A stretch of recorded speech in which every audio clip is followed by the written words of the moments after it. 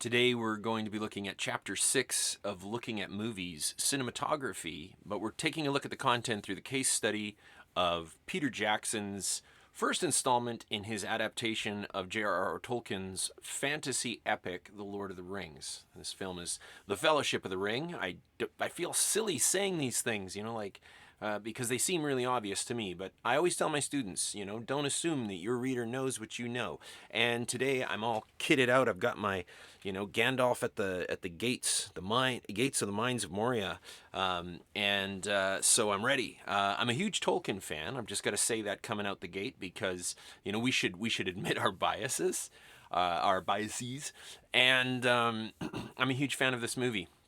When somebody says, "What's your favorite movie?" This is my favorite movie. If they say that, what's the one movie you'd take with you on a desert island, and without even cheating in the I want the whole trilogy kind of way, I would pick The Fellowship of the Ring. I've seen this film over and over and over again. When my son was first born, I was just I had all the extended editions, and you'd have to get up in the middle of the night with your kids when they're really little, and every night that I would get up, I would put on some of the special features on the extended DVDs and watch all this documentary content. So I love this movie as a film. I love this movie as cinema. I love it because I loved Lord of the Rings growing up. And this was the movie adaptation I always wanted to see. It did many of the things that I used to say a movie adaptation of The Lord of the Rings would have to do. In terms of pacing, the movie does things to adapt Tolkien's novel to speed it up. The Nazgul pursuing Frodo, these ring wraiths pursuing Frodo, the hero of the story.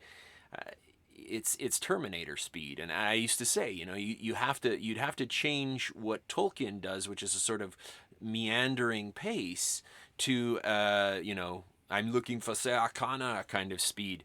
So I love this film. I have anecdote after anecdote, and while this lecture is being put up on my podcast, I'm going to save that stuff for another day when I'm not talking about things that are academic and things that my students need to know for our course.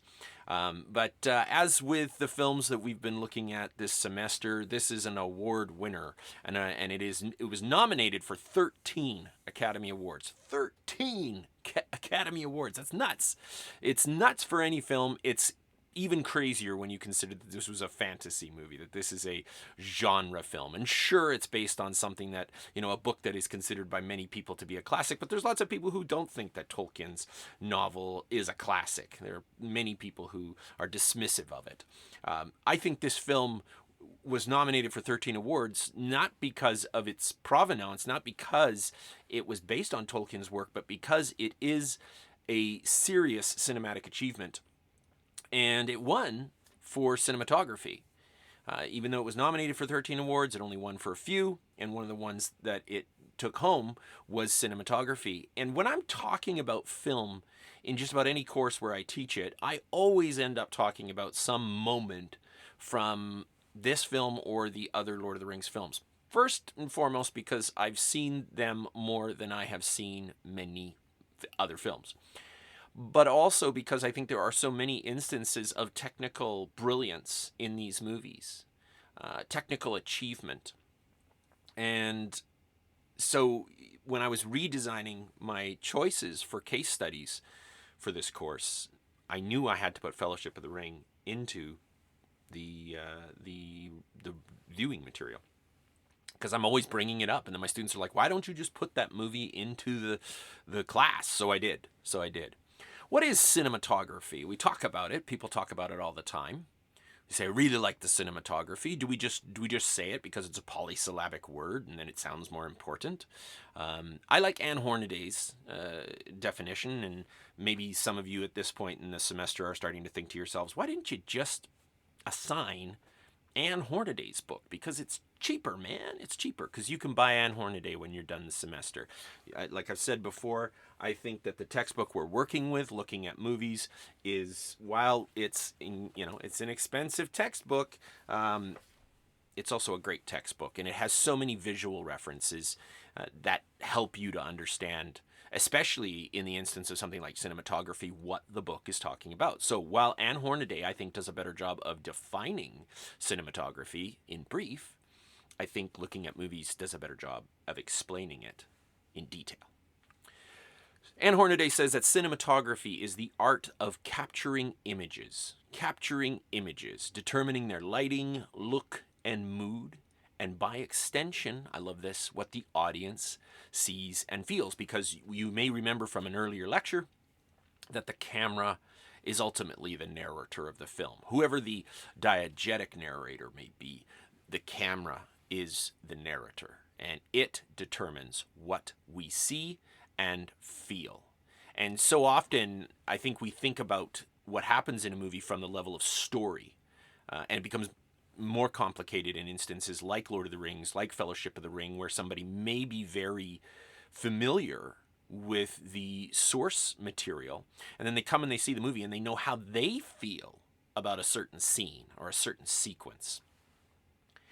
And the camera is telling them to feel differently about it, but they're going like, well, they screwed it up. They screwed up how that was supposed to feel in some fashion, because of the way that the camera. But we learned this last week. Movies are not made by happenstance, unless it's some kid in the 1980s with a beta camera. That was me, just putting the camera down, not really thinking about where I'm sitting it, not really thinking too much about lighting, mostly because I didn't have access to that kind of tech, but not really thinking about all the art of cinematography. Just point the camera at the subject and film it. That's not cinematography. That's filming, maybe we would say, but it's not cinematography. Cinematography is an art. And it is about capturing images, determining their lighting, look, and mood, so that you can get the audience to feel, or the way that they perceive something. The director of photography is the person who makes this magic happen, and he has a team. But in the case of Fellowship of the Ring, we're talking about Andrew Lesnie, who is the director of photography for the film, primary person responsible for transforming the other aspects of movie making into moving images, because mise en scène, the production design, the costume making, that happens in theater too. But you don't have a director of photography in that particular case. You just have a director. And they are making all these specific decisions about how the movie is going to be photographed. And our textbook goes into great length about certain types of lenses and certain types of film stock. And I don't want to get into that today, because this is going to be an epic lecture anyhow. I mean, just to match the scope of the film, I guess. Now, there's just a lot of content when it comes to cinematography, and I'm starting to think that maybe this should be a 2-part lecture, maybe for the next time. But today it's just going to be epic, and I'll see if I can get through it quickly if I just shut up about talking about that and get on with the lecture. So, they translate the director's vision into the reality of filmed moments.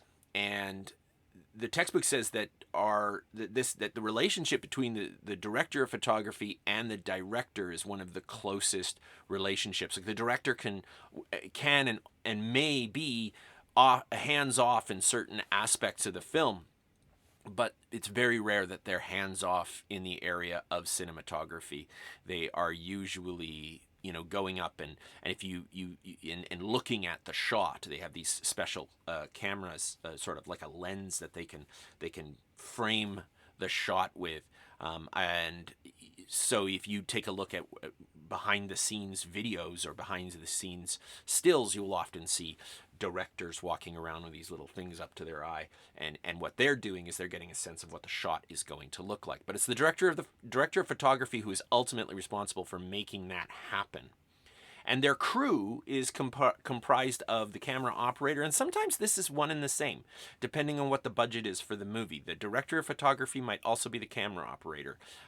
In the event it's a really serious indie film, the director may be the director of photography and the camera operator. But on Lord of the Rings, on Fellowship of the Ring, there was definitely a breakdown of this crew size, and it goes beyond this. There was like second unit photography going on regularly. Really big films often need what are called second unit camera crews, and what they do is they go out and they film stuff that the main crew doesn't need to be responsible for. But you'd be surprised what, in the case of something like Fellowship of the Ring, some of the tasks that the second unit crew was assigned. So, for example, the chase scene with the ring wraiths, the Nazgul, and Arwen on horseback. The chase, the sort of long angle chase scenes of the stunt double for Liv Tyler, and then the ring wraiths on horseback, that was all second unit, and yet that's like one of the most gripping moments of the film. So a second unit certainly doesn't mean inconsequential. And what we get with a camera crew is the camera operator, person who's actually running it. So sometimes the director of photography isn't that person, but there are instances where they are. Assistant camera persons are the people who will do things like load the camera. In days of yore, they would load it with film, and today they just make sure that the drive that is storing all of the digital information is ready to go. And then the assistant camera persons can also be responsible for what type of lens is going to be on the camera. The further down you get in the pecking order with assistant camera persons, you might just be the person who goes, take number whatever, and hits the clapboard together. And then we've got these really esoteric individuals that I think many people wonder about. They wonder, like, what does a gaffer do? I don't know if you've ever sat through the credits. If you've ever watched a Marvel movie, you've sat through the credits. And if you did it more than once, you might have picked up on, like, what's a gaffer? What's a best boy? What's a grip? A gaffer is the chief electrician. So electrical tape is often called gaff tape. And so the gaffer is the chief electrician, and taping all these cables down to the ground. But they do more than that, obviously. The chief electrician, they're not just taping cables down. The best boy is the first assistant electrician. And you just wonder to yourself, why didn't they call them chief electricians? Because especially when it comes to Lord of the Rings, the gaffer is like Sam Gamgee's dad. So this just gets confusing. And the grip is like a jack of all trades, or a gopher. They're the all-around handy person. So that's what those and I just wanted to include that because I have always wondered those things. Growing up, you'd go, well, who's the gaffer? What's a best boy? What does a grip do? What's the difference between a grip and a key grip? And again, we want to talk about some key terms, key shooting terms, and that's mostly what I'm going to be doing today, is talking about like key terms and techniques related to cinematography using Fellowship of the Ring as our case study. So if you came here hoping that I was going to, like get upset about the fact that Tom Bombadil isn't in the movie, you're going to be sorely disappointed. You would be anyway, because I don't really give a shit that Tom Bombadil wasn't in the movie. I think that would have been a colossal mistake. 3 key shooting terms. We've got a shot. We've talked about this before. We talked about this early in the semester. 1 uninterrupted run of the camera. But here's the thing about the way that we're talking about shot, which is distinct from how we talked about it earlier. And it's that you can have a shot broken up into individual shots later on by the editing process. But in terms of cinematography, a shot is we're rolling camera and rolling film. Not that we really roll film anymore; we just engage digital, and then they stop at some point. And what they've done in taking that shot is they have gotten a single take, and the take is the number of times that a particular shot is taken, and then we have the setup, and the setup is, where is the camera positioned? What will it be filming? The direction that the camera is pointed affects lighting, certain aspects of mise en scène. And in the case of Fellowship of the Ring, these terms take on a particular technical achievement, I guess is what I was searching for there. Trying to find the right term for how do you describe that. In normal movies, you have a shot, you have a take, you have a setup. In filming Fellowship of the Ring, there were instances where this would have to happen twice, regardless of whether or not the take went really well. Like, the take could be perfect, and they would still have had to do another one, simply for the special effects reason that they were working with giant-sized Gandalf. Well, he's actually normal-sized, and small-sized Bilbo. I mean, even that doesn't, that's, like we need to shrink Ian Holm in this scene, in this shot. And so they would take one shot of Ian Holm on the set, and there too, we have to note that there were two different sizes of sets constructed in a number of instances, specifically Bag End. There were two completely different sets. One was Hobbit sized, so it was effectively larger, so that someone like Ian Holm would look tiny in it. And then the other one would be shrunk, so that when Ian McKellen was walking around in it as Gandalf, he would look like a normal sized human. But in this particular instance where we see this incredible pass off, and this blew me away. This absolutely blew me away when I saw this film for the first time, because we knew to some degree what green screen and blue screen technology could do. We'd seen some amazing stuff done with digital technology since Jurassic Park in the middle of the early 90s. But this was something else. This felt like an extra level. Watching the absolutely mundane moment of Bilbo reaching out to take Gandalf's hat and his staff. Now, the movie didn't have to do this, right? They could have had Gandalf put his staff off to the side and hang his hat up on a hat hook or something like that. But no, we're going to spend our special effects money on ensuring that the audience believes that hobbits are small through a moment like this. And I love these kind of touches. It really sets this movie apart from other films that use a lot of special effects, because quite often special effects are like, look at me, look at me. And the special effects in Fellowship of the Ring are often rendered in such a way that it's like, do not pay attention to what is happening. We're trying to just get you to buy that this is all occurring in a very real sense. And I spoke about this last time in regards to Moulin Rouge and its mise-en-scène, that the mise-en-scène of Moulin Rouge is hyperbolized. But it's about a real place and a real time. But it's hyperbolized because it's this jukebox musical. It's got all this other stuff going on. Lord of the Rings, on the other hand, is about a completely fictional world with completely fictional creatures, and it works overtime on its mise-en-scène to make you believe that this is a real place. They're treating it as though it's almost like a historical film. And so, having Bilbo take Gandalf's hat and staff is this mundane moment where, we have special effects crossing over with cinematography, as they often do, as they almost always do, right? The cinematographer has to be aware to some degree of what special effects can do so that they can frame the shot in the right way. And I imagine there were a lot of takes of this moment where they just, to get it just right so that Ian Holm could reach out to a non-existent Ian McKellen and take his staff and his hat, and then on the blue screen stage, Ian McKellen could do the same. So when we talk about shots in regards to cinematography, it's distinct from just talking about shots in a finished film.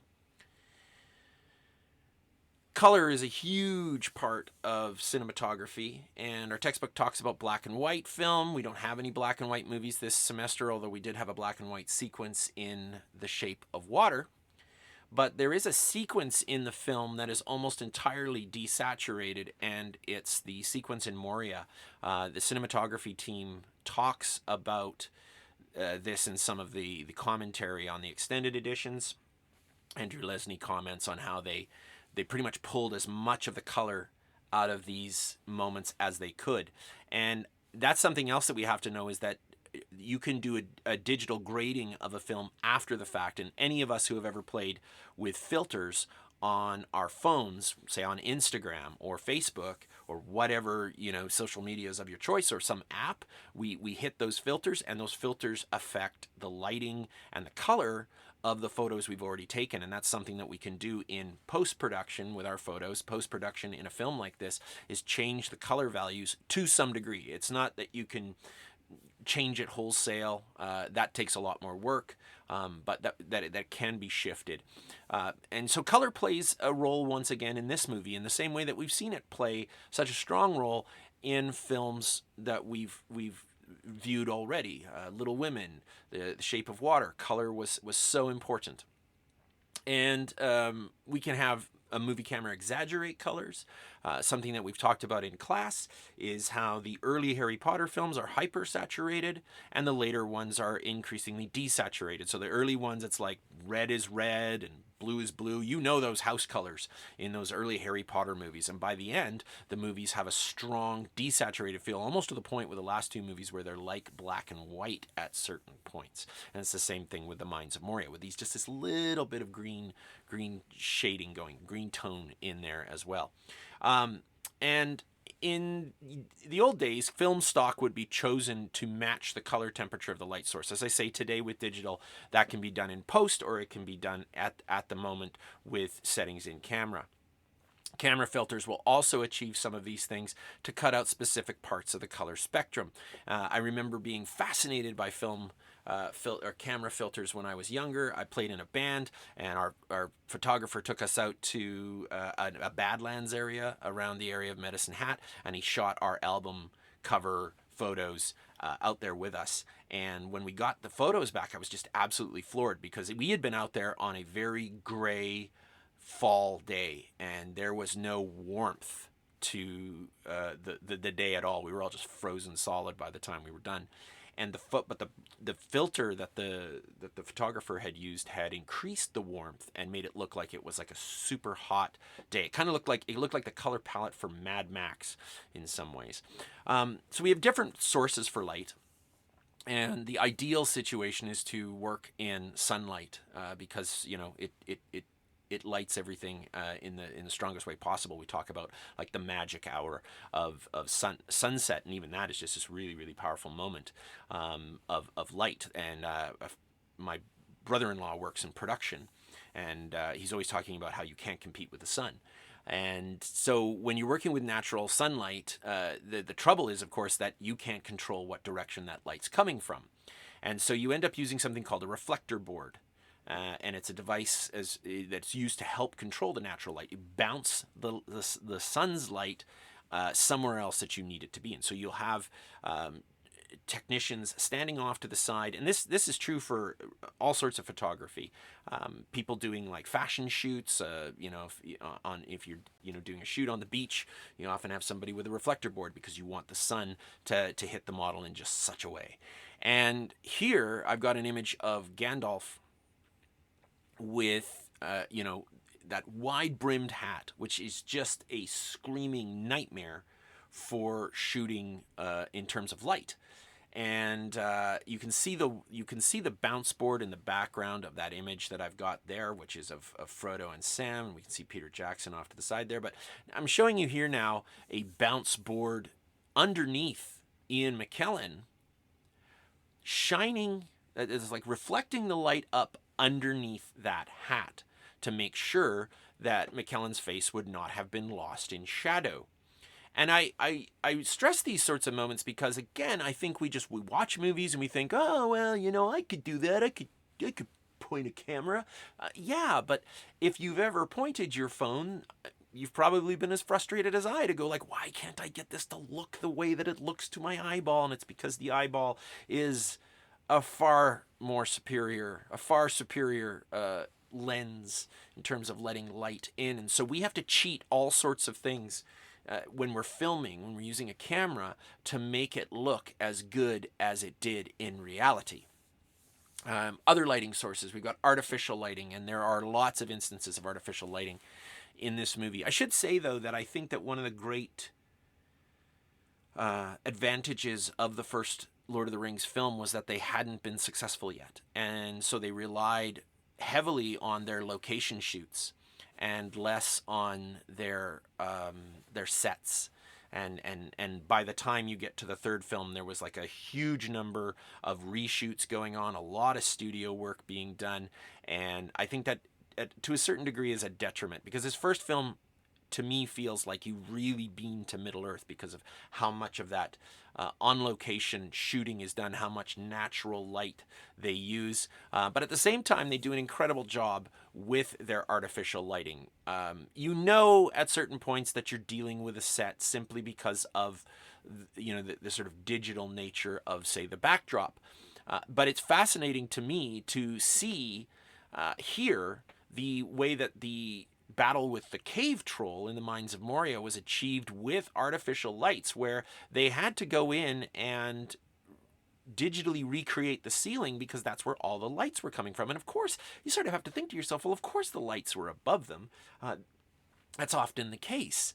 But finding out that they have to take those spotlights and take them out in post-production is really something to me. And I mean, that's, again, that marriage of cinematography and special effects. And there are so many points in this movie where I'm still, to this day, pretty amazed at what they pulled off in terms of the digital effects in this film, and the way that they blend so seamlessly with the footage. We've got low key and high key lighting, and we've talked about this before, or I've mentioned it before, but didn't explain what it was. Hard lighting or low key lighting. Hard lighting or low key lighting, shining directly on the subject, creating crisp details. This is a really dramatic sort of lighting, and we see it near the beginning of the film when Frodo comes in from being out partying with Sam, and Gandalf sneaks up behind him. It's this great moment where we see Peter Jackson and his crew, their pedigree of having cut their teeth making horror movies together. There are many moments in Fellowship of the Ring and the other films in the first trilogy where we can really see that Peter Jackson is sort of moving the Lord of the Rings narrative, the story, through a lens, if you will, metaphoric lens of horror movie techniques. And this is one of them, right? The hand coming out of the shadows. But that hard lighting that creates those really great contrasts is what we call low-key lighting. And then soft lighting, or high-key lighting, is more diffused. The light is hitting the subject from many directions. And you might remember from last week, we talked a little bit about that one sequence where Satine and Ziedler are supposedly being lit by the same light, and yet Ziedler's lighting is a little more low-key, Halloween from beneath him to, I think, underscore the nefarious nature of his scheming. Whereas Satine is hit with soft lighting, high-key lighting, and so it's hitting her entire face from many directions to soften the look and not make her look as garish as that kind of high-key lighting or low-key lighting, from beneath would look. And here I've got an example of Frodo and Sam walking around in Rivendell. And it should be noted that there was a lot of diffuse lighting used in any of the sequences involving the elves. There's a very particular decision on Peter Jackson and Andrew Lesnie's part to give Rivendell and Lorien, these elven enclaves, this otherworldly feel, this mystical feel. Something that we see a lot in movies is something called a rack focus, and this feels a little bit like a non sequitur in some ways. I've just talked about lighting, and I'm just going to jump to rack focus. But the reason I want to focus on rack focus is because of how it's used in this one shot that is repeated many times in the movie. It's the moment when Sauron's had his fingers cut off. The Dark Lord's had his fingers cut off, and one of his fingers with the ring still on it drops to the ground in front of this king from ancient times, and King Isildur then gets focused on. And so we begin with a focus on the finger, and it falls in the foreground. And then this rack focus thing happens, and how this works is they just figure out where they want to focus, and it's an automated sort of thing that's going to change the camera's focus to focus on something that's in the background. Or if it starts in the background, then it's going to change its focus to be in the foreground. And this one gets repeated over and over again, so that the finger with the ring on it goes out of focus, and Isildur comes into focus, and we get this repeated a few times. I stress this again because I can't hammer this home enough. I get this impression when I talk to people who don't study film that they think that movies are just the result of what the director does. And that's it. And they blame the director for everything. And these movies are made by committee. The director is the commandant in certain cases. We know, that there are certain directors who rule with an iron fist. But what we know from the history of the making of the Lord of the Rings films is that Peter Jackson wasn't a commandant. He wasn't like a ruling with an iron fist, but that he wanted people to feel free to do what they needed to. And we see all these really cool decisions being made in this movie. Like, it's praised for its mise en scène. It's praised for performance. It's praised for, in certain cases, adaptation. But are we paying attention to the way in which it is amazing in terms of cinematography, the thing that it won an award for? And it's why I'm using this movie for cinematography instead of mise en scène. We could be talking about mise en scène with Lord of the Rings. There's tons of things to talk about. All the deep details in the background that are telling the history of Middle-earth, like when they find these giant statues, the Argonath. But that wouldn't be talking about cinematography. In terms of cinematography, when we get to the Argonath, what we get is a moment where the camera conveys scale. And it does it initially by ensuring that we get the point of view of the Fellowship tiny, tiny, tiny down in the river looking up. So we get this low angle view. And that establishes that these are massive. But then there's this close-up shot of one of the statue's heads, and the camera pans around it. It comes around the side in a horizontal move, and these birds fly off the side of the statue. And when we see those birds, I think it further establishes the sense of scale, a sense of how big these statues really are. We know they're big, but I remember when I saw it the first time and those birds flew out, I went, oh, right? And this moment of awareness of how big these things are. Scale is worked not only through camera positioning and those little digital flourishes, but there's a digital move that gets made many, many times in Fellowship of the Ring, and it's called a pin drop. And the way that this is done is by filming a subject in, a sort of wide shot. And in this particular case, where this is Saruman on top of Orthanc, casting a spell that's going to bring snow and rock down on the Fellowship as they try to cross the mountains. And the camera comes in this very, very fast push, and then it spins around and moves behind him. Now, the scale of the shot to film that, it would have been like, let's put Christopher Lee out in the middle of a football field, and then we'll run a drone camera past him. Well, here's the thing: we weren't working with drone cameras in film. I don't know if we were working with them at all back in the late 90s when this was being filmed. But I know that they weren't using that technology. They were using a sort of they hung it up on like a bungee style cable and ran the camera down that, or they would do a helicopter shot. We do a lot of drone photography now, but that wasn't necessarily available at the time, and I know that they weren't working with it in this particular film. Instead, what they would do is they do this pin drop, they shoot the subject, and then they digitally shrink them. So the camera shot is augmented in terms of scale by the digital tools that are at hand. Scale is also used in this film to not only convey the grandeur of something like the Argonath, these huge pillars, or these huge statues that the Fellowship goes by, but the halls of Khazad-dûm, the Dwarodelf, this underground city, this underground citadel, and this gorgeous, gorgeous shot of Gandalf with his staff lit up and the Fellowship around him, and we see them dwarfed by these massive pillars. And there's a sense of awe that this shot is supposed to convey.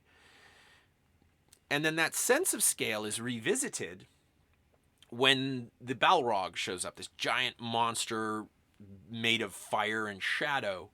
And before it's revealed, all we see is this glowing light. But the light is big enough that it shines all the way to the roof. Gandalf's light hardly reaches the ceiling. And we can see that it's coming from way down below. So one of the things that the movie does at that point is convey the size of the Balrog by having this contrast of scale shots to work with. Now, many of the times that we see the Fellowship tiny, like we do in the Dwara Delph, they're digital figures. But there are also occasions where the Fellowship would have been filmed. All of the actors would have been filmed on a blue screen or a green screen, and then again the pin drop technique would have been used to make them smaller in the space. Speaking of the Balrog, scale, again, this is about camera angles. We're going to talk a little bit more about camera angles in just a moment, but the way that this shot is set up is great. This is Gandalf on the bridge facing off against the Balrog as it flexes and bursts into flame. This isn't just about the grandeur of this moment from a special effects perspective. I mean, the Balrog is a glorious bit of production design. I remember when the movie ended, somebody said to me, "Wow, they did a really good job with designing the Balrog." And I said, "That was a real Balrog, man." I'm pretty sure in the credits there's like Balrog Wrangler as one of the things that somebody had to do. Somebody had to wrangle that thing because I just felt like it was so completely realized. It felt like a real creature to me. But that may only be because of how terrible the Balrog looked in an earlier film version of Lord of the Rings made by Ralph Bakshi back in the 1970s. Just the worst Balrog ever. But this scene is augmented by the camera angle. You can have the best special effects ever, and you can have great production design, and if the camera angle isn't where it needs to be, it won't convey what you need it to. And here, we need that sense of scale. We need Gandalf to be tiny. We need the Balrog to be huge. And the low camera angle, looking sort of from Gandalf's perspective, achieves that. Gandalf looks tiny and lonely, and the Balrog looks massive and burny, and we get that in one moment. We don't have to be told. We don't have to be told because the camera is conveying that information to us so quickly. Scale is incredibly important in the Lord of the Rings movies, if for no other reason than there are hobbits. And hobbits aren't supposed to get they're like 3 feet to 4 feet tall. And they didn't go with little people playing the hobbits in the main roles. They went with actors who were a little bit shorter. All of the actors, Billy Boyd, Elijah Wood, Dominic Monaghan, they're all shorter people. But they weren't 3 or 4 feet tall. The film convinces us that Billy Boyd, etc., these people are 3 to 4 feet tall through a number of camera tricks and body doubles in certain instances, using little people. And in the one shot that I have here, we see Billy Boyd as Pippin raising his sword in a mock sword fight with Boromir. Now, this could be the body double playing Boromir that they had, who was like 7 feet tall, 7 and change. He was a really, really big guy, and sometimes he would be the body double for Gandalf. He was always the massive version of a human. If you didn't have to worry about the audience recognizing that it wasn't Sean Bean or Viggo Mortensen, then you could go with this body double. But it wouldn't even have to be. It could be Sean Bean, just given the camera position, because it's so the body is so close to the camera that the camera then makes it look larger. It's just about perspective at this point. And then Billy Boyd's just a little lower. He could just be further down on a slope, and it gives us the illusion of him being small. And then the film reinforces that with wider or medium shots where the body doubles, who were little people who wore molded face masks of the primary actors and then wore wigs that were similar, would stand in at that point. And that jumping back and forth between those particular shots and takes creates this great illusion of the hobbits actually being small.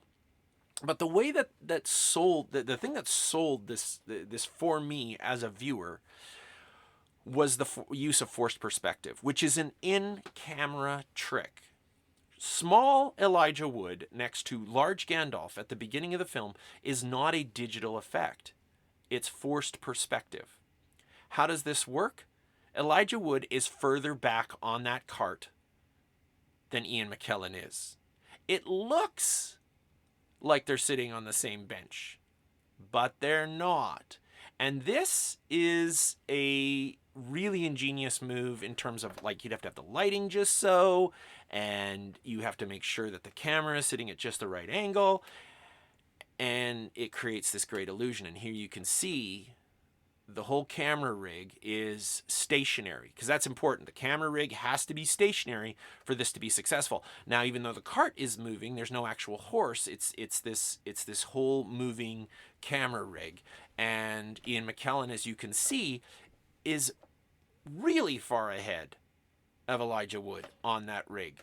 So not only do they have to be lit and positioned just so, but then the actors have to know where to look to make it look like they're actually looking over at the person sitting next to them.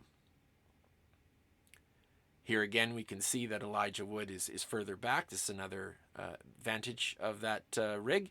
And we once again see the bounce board shining light up at Gandalf so that he's lit underneath his hat. But forced perspective was also used in scenes where the camera moved. And this is an incredible achievement. I mean, if they won the award for cinematography for no other reason alone, I kind of feel like the forced perspective thing might have been one of the reasons. It's not something that was never done before. They did forced perspective in other movies. We saw the use of forced perspective last week with Moulin Rouge. All these miniature sets sitting just outside of the regular sized sets, and they're out there as backdrop. That's forced perspective. But here in this sequence with Frodo serving tea to Gandalf, the camera moves. And you have to have a fixed position camera for forced perspective to work. So why did this work? Well, because the table is in two pieces, and Ian McKellen was sitting on the same rig the camera was. And so they would just very, very slowly move all of the pieces in the room so that it would appear as though the camera was moving, but that we weren't really changing our perspective. Elijah Wood effectively ends up staying the same size. Let's talk about shot types. There's a number of different shot types that we can talk about. We're going to start with the extreme long shot. Extreme long shot is often used in cinema as an establishing shot. And here I'm going to be going through a number of shots from the sequence of the film where they're at the Council of Elrond.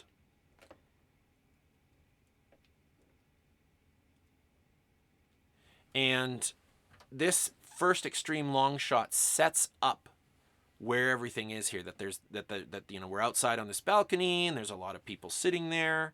And then we move to the next type of shot, and what we have here is what we call just a regular long shot. It's not the extreme long shot, which is, really, really far back. You can't really discern details in the extreme long shot. Like we don't know who the faces of all these people are. Right? We can't see those details. And then we get to the long shot, and it might start to make sense to us who the various characters are if we know their costume or something like that. But it's still a fair ways away, and it's still a form of an establishing shot. Well, what's an establishing shot? An establishing shot is used to say this is where all of these pieces are. And it's crucial in sequences like the one where the Fellowship is running away from the Balrog, and they run down to that stairwell that has that huge crack in it, and that sequence has a few establishing shots to make sure that we as the viewer understand that there's a giant crack in the middle of the stairs, that this is a really precarious position, that if they fall off they're dead for sure. That kind of establishing shot, it just tells us a ton of information about the scene that is about to occur.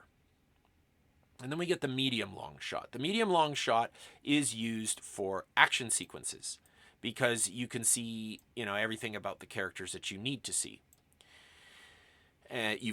Full body is what we get in those cases. And here we have Gimli standing up, getting ready to go over and smash the ring. Once they've, what are we waiting for, right? And it's an action moment. We need to see Gimli stand up. We need to see him walk over and take a swing at it. And so a medium long shot is the right one for that.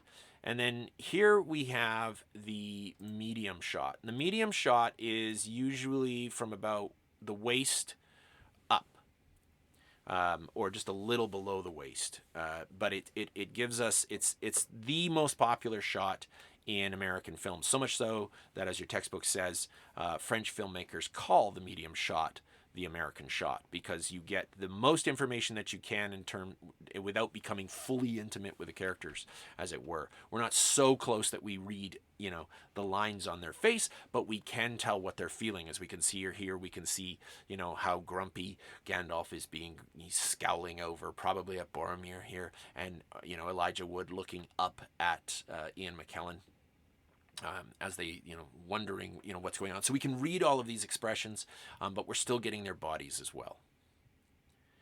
Then we move to the close-up, or the medium close-up. And the medium close-up is from about mid-chest up. So when, if you've ever heard of something called a bust, where, they do a bust of a famous person and all you get is their shoulders and a little bit of their chest and then their head. That's the medium close-up. And the medium close-up, again, allows us to read the facial expressions of a character without it becoming the close-up, which, as we're going to find out, is related to something different emotionally. Like if you do a medium close-up, you're getting close enough to the actor's face to understand what their emotional reactions are to things. But because the frame isn't closed off, like not snipping off parts of their head or snipping off a section of their face, it doesn't convey the same information that the close-up can, in terms of what we call a closed frame. Once we get this close to an actor, we can see the sweat on Elijah Wood's lip. We see how stressed he is about the situation that he's in. And then we get the extreme close-up, which gives us an immense amount of detail, potentially about something that's very small. Now, Fellowship of the Ring cheats this a bit by doing an extreme close-up of rings that were not as tiny as the prop that, say, Elijah Wood, holds or tries to put onto his ring finger. Instead, what they did is they had a number of different sizes of rings so that they could get really good, clear footage of these, because it's very, very hard to get the macro shot, say like when it's on the side of the mountain and Boromir picks it up out of the snow. It's very hard to get a shot like that with the kind of cameras that you would have to get the wider shots, and you don't want to be dealing with those logistical differences. And so rather than have to worry about those things, they built several different sizes of rings. But here, I love this extreme close-up, because not only do we see the ring in close-up and know that it is somehow affecting the council, but we see the council of Elrond digitally probably reflected in the ring, and flames coming in from the sides. It's just a wonderful shot, because at many points the ring is conveyed by the camera as being a character. The ring sort of acts like a character in this movie, and we know this from the cinematography. This is something that Peter Jackson has talked about, but it's also something that the camera would have told us. When Gandalf comes in after Bilbo has left Bag End and he's left the ring behind, he walks in and the camera angle is directly where the ring would be, as though the ring is a body lying on the floor and looking up, and Ian McKellen is looking down at some other actor rather than at an object. And we get this over and over again. When Elijah Wood is digging through the trunk, is this the ring's perspective as Elijah Wood, or as Frodo looks for it? We certainly know that this is to some degree the ring's perspective when Bilbo is calling it his precious. Even though the ring is in the camera shot, perspective is often over the shoulder when it's a person. And so here, this camera angle, this low angle shot over and over again is the ring's perspective. It's the ring's perspective. And this is interesting because a low angle shot like this is supposed to make the subject look powerful. But in none of these instances is the subject in a position of power. Like, they might seem imposing. Gandalf certainly looks imposing when he's looking straight down at the ring. I mean, it's the height of Ian McKellen. But this isn't about the character being imposing, I think. I think this is about the ring being imposing. I think we as the viewer are in a position of weakness as we look up at the ring controlling a character, and issues of power coming into play there, because camera angle and height can give us a different sense of how powerful the point of view is. When Gandalf shouts at Bilbo, "Bilbo Baggins, do not take me," and he freaks out on him for thinking that he's going to steal the ring. And Ian Holm's wonderful reaction as he backs up against the wall. Ian Holm is tinier in that shot than he would be if that was right at eye level, because the camera is positioned high and Ian Holm is low. He's in a position of relative weakness, we would say. And Ian McKellen as Gandalf is in a position of power as the camera is looking up at him. So the high angle shot looks down, the low angle shot looks up, and these can, but not always, can convey a sense of strength or power or awe. Whereas the eye level shot is about neutrality. And we see this in this shot of Bilbo asking Gandalf if he would like anything to eat. And Gandalf just keeps saying, "Tea, please." And but these eye level shots convey neutrality.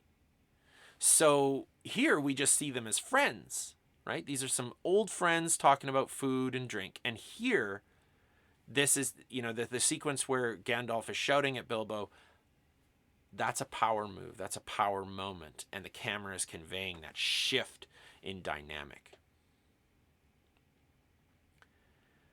Textbook also talks about something called masking, and the movie does this in some significant ways, so I wanted to bring it up, to include it. Because we see masking achieved on the road to Bree when we are introduced to the ring wraiths on the road for the first time.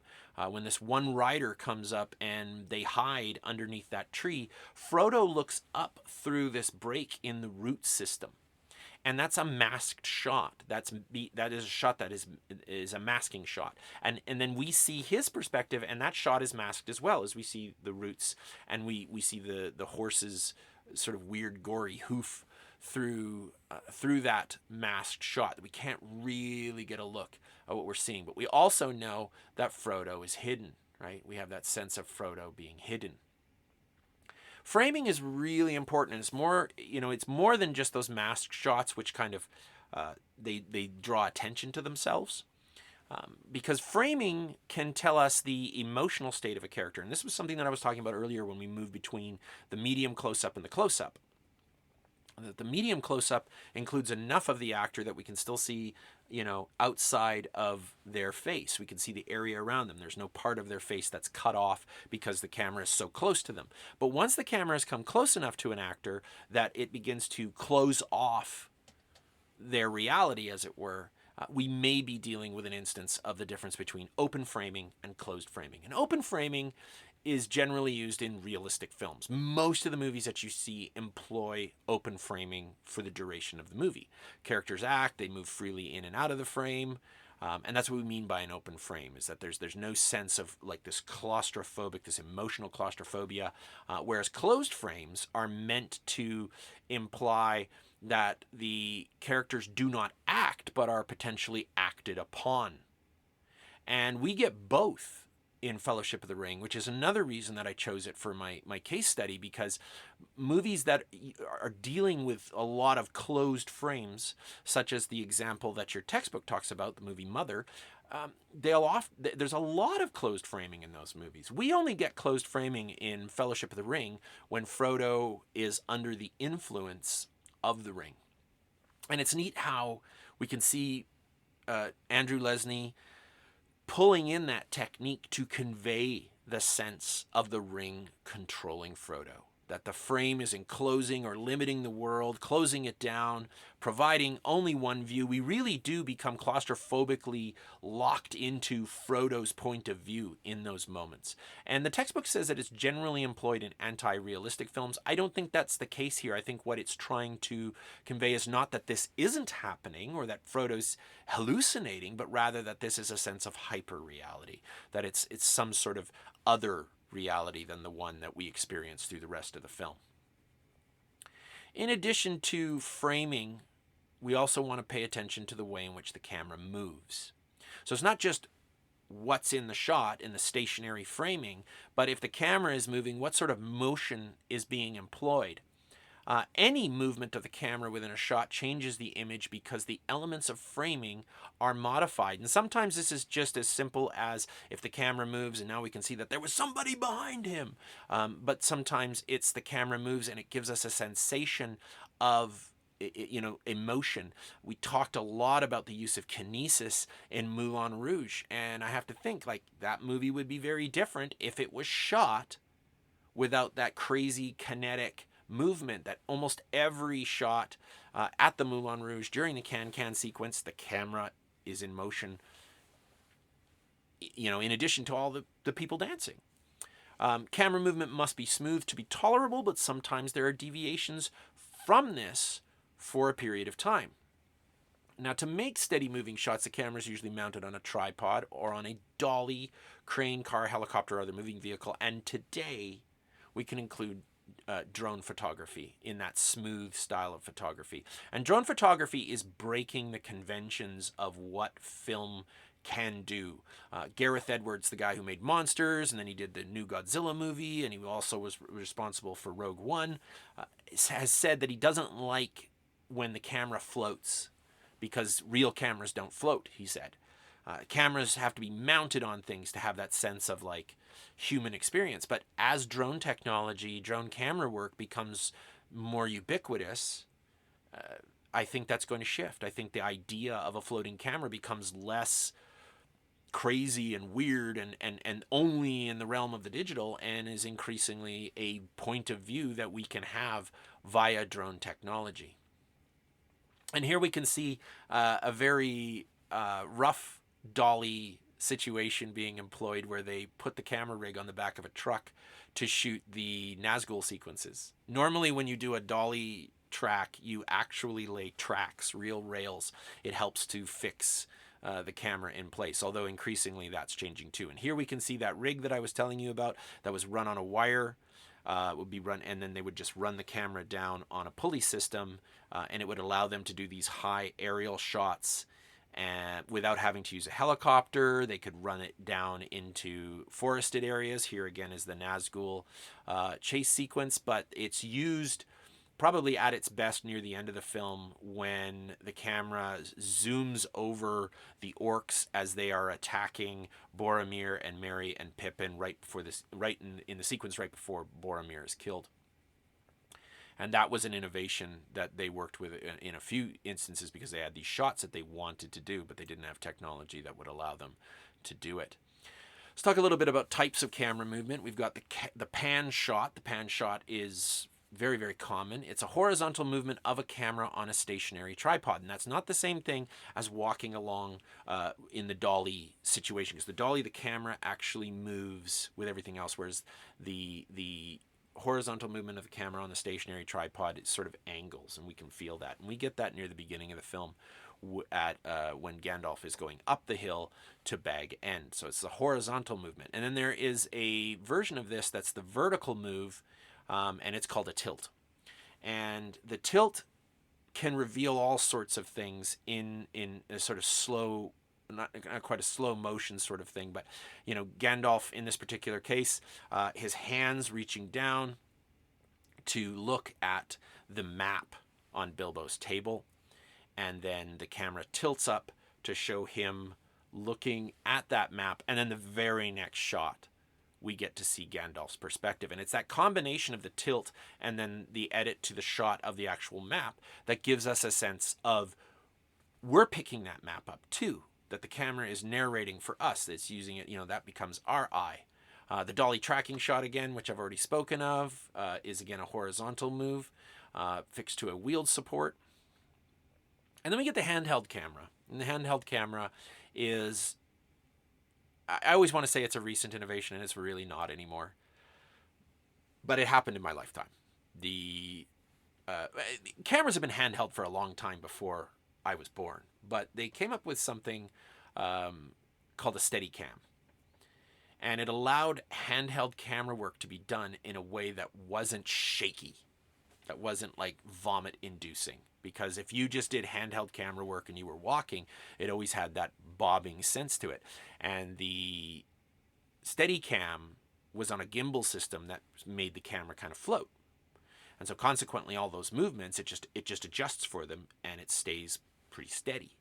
And one of the first really famous uses of Steadicam technology was in the movie Halloween, where we get a point of view perspective of the killer from that film walking through his house and going upstairs and murdering his sister, which made the audience complicit in that moment. It was first person perspective. But despite having the Steadicam, and it's used extensively in Fellowship of the Ring, there are still sequences where they use handheld camera and allow it to be shaky. Why? Why do that? Well, because the inherent shakiness of handheld camera can be exploited to convey a loss of control. So sometimes when you watch a movie and it's really hard to see what's going on, there's this shaky camera going on, that can be the filmmaker going, everything's out of control. It's crazy. It's madness. And there's a great example of this in the movie Interstellar when Matt Damon and Matthew McConaughey get into a scrap on a very, very far snowy world, and there's a lot of handheld camera work used in that sequence. The camera is quite smooth at first, and then it gets crazy handheld camera. A lot of the opening sequence for Saving Private Ryan was storming of the beach. Lots of people dying, was meant to feel like you were there, and the craziness of what was going on. And so they used handheld camera for that. And we get that use in the troll battle in the Mines of Moria. And why use this? Well, audiences associate the look of handheld camera shots with documentary realism. So this consequently ends up feeling more real for an action sequence. It can be really disorienting, but if it's done well, it can add to that sense of tension and intensity. What's nuts about this is that they had to put all the effects in after they used handheld cameras. A lot of the work that had been done with digital effects to this point, the camera moves were pretty smooth. The camera moves were, or they were stationary. They just weren't messing with motion too much. And if they were messing with motion, it was something pretty smooth, like, the T-Rex running after the vehicle in Jurassic Park. That's a smooth movement. It's a controlled enough movement that it allows the digital artists to do their job without too much difficulty. Handheld camera at this point was madness. It really meant that the effects crew was going to be working overtime to craft this sequence, and it's another sort of indicator of technical brilliance. But there are lots of those moments of technical brilliance vis-a-vis the digital world coming into contact with the regular camera moves. We get this sequence where the camera comes up over the walls of Orthanc and then moves down into a miniature set, and then comes right up close to that miniature set before flying back up into the air along with a moth, a digital moth at this point, to Gandalf up on Orthanc's tower. That's a traditional camera move anticipating drone technology, but it's been augmented by special effects and done so in a seamless way that doesn't really focus on the effects again, but simply focuses on storytelling. When Gandalf catches the moth, that is still a digital moth, but this is where, to me, this movie really shines in the way that it uses film, because it's not only going, hey, look, and again, I don't think it ever waves its hands and says, hey, look at our special effects. It just uses those special effects as a way to tell stories, to tell the narrative of the film. But then we get these moments where they went to the trouble of making sure that they could shoot at a time when this particular moth would be hatching, so that they'd have the real thing in an extreme close-up in Gandalf's hand. And it's that kind of attention to those things that makes me love this movie. And I think it's expressed, I don't want to say most poignantly, but I think that there's something to be said for how it's expressed in the way that the movie uses camera speed, because it's a long movie. And yet there was a bunch of stuff that ended up on the cutting room floor, so that they put in like a ton more for the extended edition. But this movie was already very long, and yet it never races when it doesn't have to. Or I shouldn't say that. It never races even when somebody else might make it. Like the chase sequence involving the Nazgul is shot at several points in slow motion. Because the Nazgul are these otherworldly creatures. Almost every shot of the Nazgul is done in slow motion, as are the shots of Galadriel. And other moments with the elves are done in slow motion to convey a sense of otherworldliness, that these are not beings like regular mortals, that they are immortals. And apparently this was just a nightmare for doing the dialogue, because they go to record the dialogue after the fact, and what they would do is they would record the dialogue. They would speed the slow motion version up.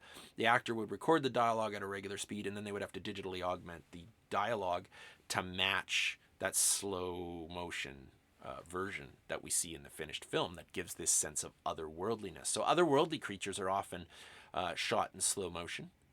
The moment where the Fellowship crests the hill, this great epic hero moment where we get to see every member of the Fellowship. And by the way, this is an effects shot. This is an effects shot, all shot on a green screen, where every one of the actors did their own pass, and they had to figure out how to time it just so that nobody would cut each other off. But they had to do that to make sure that the hobbits were the right size, that Gimli was the right size. And it's done in slow motion to accentuate it. It's a great moment where the film slows down and it says, hey, pay attention, this is important. Just like when Laurie is first seen in Little Women, and the camera, we get this moment of slowing down, that the world slows down for Amy as she sees her love. Right? The movie slows down when it wants us to pay attention. And it slows down when Boromir dies. This sequence always gets me. And I know that it's partially because I have this emotional, nostalgic connection to this story. One of the first examples of adaptation that I experienced with Lord of the Rings was a BBC radio series done of it. And it was rebroadcast on the CBC here in Canada. And I would tune in every Sunday to listen to it. And Brian Sibley, the guy who came up with the script for it, ended the episode where Boromir dies with Merry and Pippin shouting, "Sound your horn, Boromir, warn the others." And then there's this plaintive melody that plays as Boromir sounds his horn, and then there was the sound of orcs rushing up. And then the next episode was Aragorn and Legolas and Gimli coming up, and what happened? They took the little ones, right? What Peter Jackson does is he keeps us with Boromir for the fight. And I read a review, somebody was like, "Oh, it's such a cheesy death," and I don't think it is. I think it's an epic death. I think it's I don't want to say a beautiful death, because death isn't beautiful, but this is beautifully handled.